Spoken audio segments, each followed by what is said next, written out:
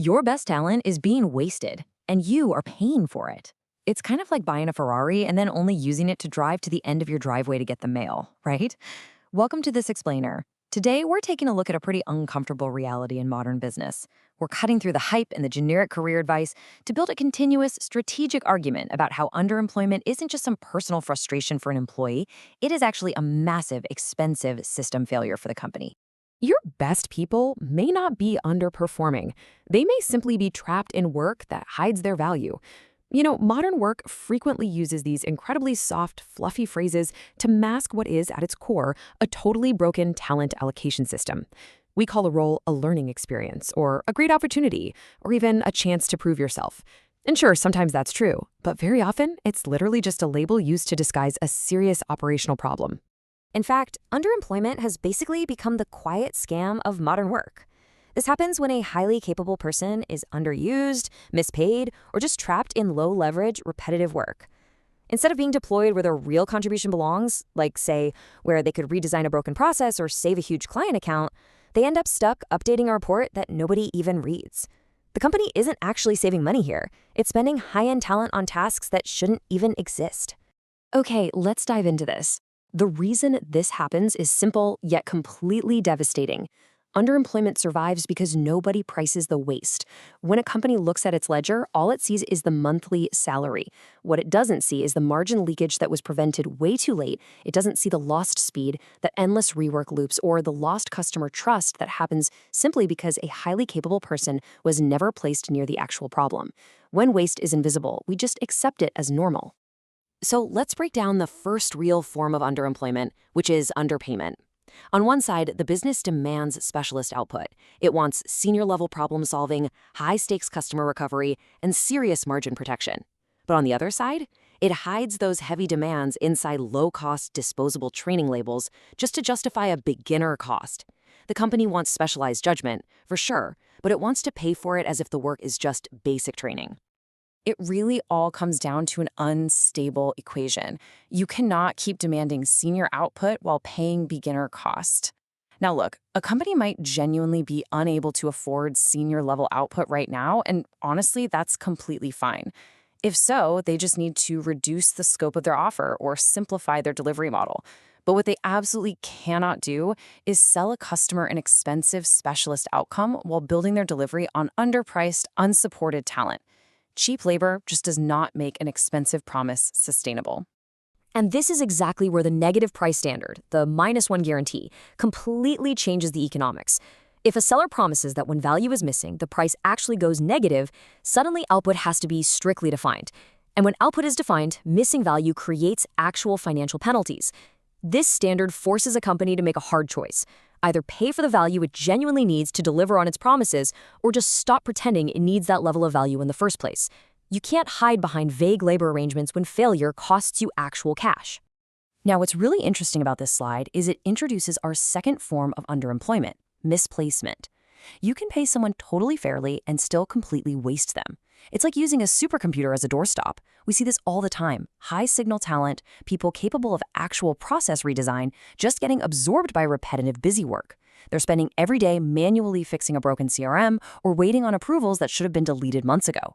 Your best people end up acting as a permanent repair crew for a broken system rather than just fixing the system itself. And that leads to a pretty profound realization. Talent does not disappear when it is misused. It becomes invisible. The person doing the repetitive busy work, they aren't the problem. The organization simply lacks a system capable of recognizing ability. When there is no system to track what enters a workflow, where time is being wasted, or where errors keep repeating, that wasted talent just becomes a silent, totally measurable operating cost. So how do we actually fix this? We use what's called the value deployment test. This is really the practical center of our explainer today. We have to challenge leaders to look at contribution in an entirely different way. Take one capable person on your team. Do not start with their job title. Start with their leverage. You have to ask a very specific set of operational questions to figure out if they are deployed at the right level. Walk through these with me methodically. Where does this person reduce errors? Where do they shorten cycle time? Where do they protect customer trust? And on the financial side, where do they protect margin? Where can they increase margin? Where do they remove rework? Where can they improve a handoff? And crucially, ask yourself, where would their absence create the most measurable damage? Deploying your high-signal talent right toward your real bottlenecks and quality failures, that is where improvement actually compounds. The rule to remember here is simple. Do not ask where a person fits in the hierarchy.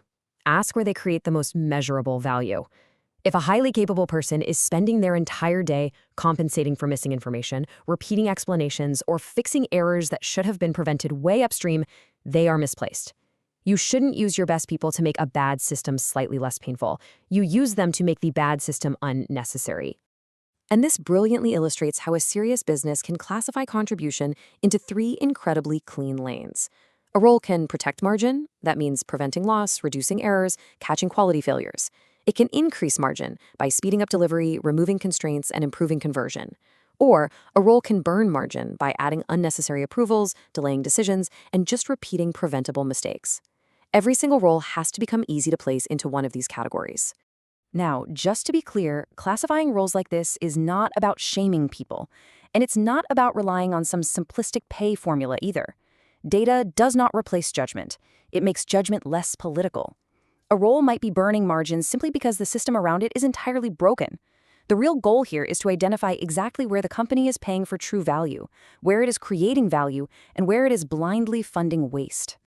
Once you map that out, fair pay becomes much, much harder to avoid. Because in a lot of companies, the best paid person isn't actually the best contributor. They're just the best positioned. They have the most political status. But when contribution becomes visible, when you can literally see who is creating proof and protecting margin, it exposes the internal blockers. It exposes the people who benefit from keeping the system vague just so they can reward loyalty over output and protect their own control. True, fair pay always begins with visible contribution. But creating this transparency means acknowledging a really hard truth. A high-performance ecosystem requires confrontation. Most underemployment persists just because everyone's pretending. Leaders pretend the process works fine, and workers pretend the role is fine. Getting to a better ecosystem requires a dual responsibility. The company has to admit, hey, this flow doesn't work, we must improve it. And the individual has to commit, saying, I will help make that improvement visible. You just don't get growth without admitting what is broken first. Which brings us right back to the immense power of the -1 standard. Negative price is a profound talent allocation pressure. Out to the market, -1 guarantees value, but internally, it forces a business to admit that it simply cannot afford to waste the exact people responsible for creating that value. It forces the company to ask which high-signal person needs to move closer to a bottleneck, what manual work has to disappear immediately. It makes wasted talent dangerously expensive. To see this standard in action, we can look to NegBook, which you can find at www.negbook.com. It's actually the first book in the world with a negative price standard. The core idea is incredibly simple. Either you read the book and it helps you, or you read it and it pays you. The whole point is that a seller should define value clearly enough to be judged. A company should deploy its people clearly enough to protect that measurable value. As they say, well-being is impossible if you don't measure it. So here is my practical challenge for you today. Before you go asking whether you need to hire more people, ask whether you are using the people you already have effectively. Are they deployed where value is most visible? Find the wasted talent inside your workflow. Then apply for the -1 diagnostic. It helps businesses identify exactly where talent is trapped and where margin is leaking. The link is right down in the description, negbook.com/negative-price-standard. Because ultimately, the strategic argument we've been unpacking today forces you to look at your own team and ask a tough question. What would happen to your bottom line if you finally stopped using your best problem solvers to babysit broken systems? Wasted talent is not only unfair, it is expensive.